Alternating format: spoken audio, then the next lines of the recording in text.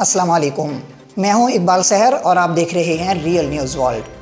Philippines میں 90 سے زائد فوجیوں کو لے جانے والا C-130 طیارہ گر کر تباہ۔ اس حادثے میں کم از کم 17 فوجی ہلاک جبکہ 40 زخمی ہو گئے۔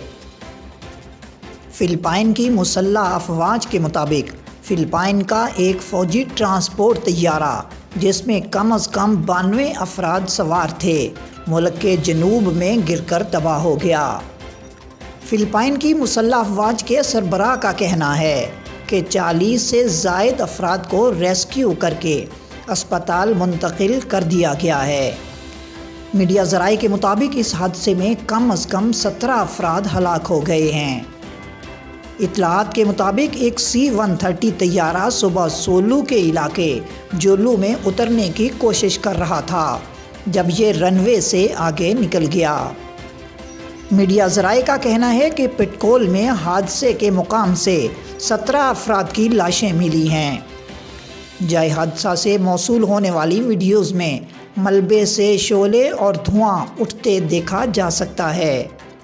خبر رساں ادارے AFP کے مطابق طیارے میں سوار بہت سے مسافروں نے حال ہی میں فوجی تربیت میں بیچلر ڈگری مکمل کی تھی اور انہیں مسلم اکثریتی خطے میں شدت پسندوں سے لڑنے والی ٹاسک فورس کے حصے کے طور پر تعینات کیا گیا تھا۔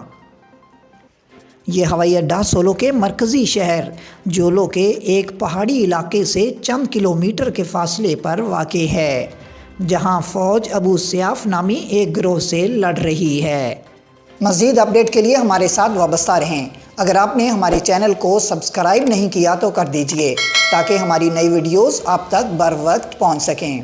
مجھے دیجئے اجازت، میں ہوں اقبال سحر اور آپ دیکھ رہے تھے ریئل نیوز ورلڈ۔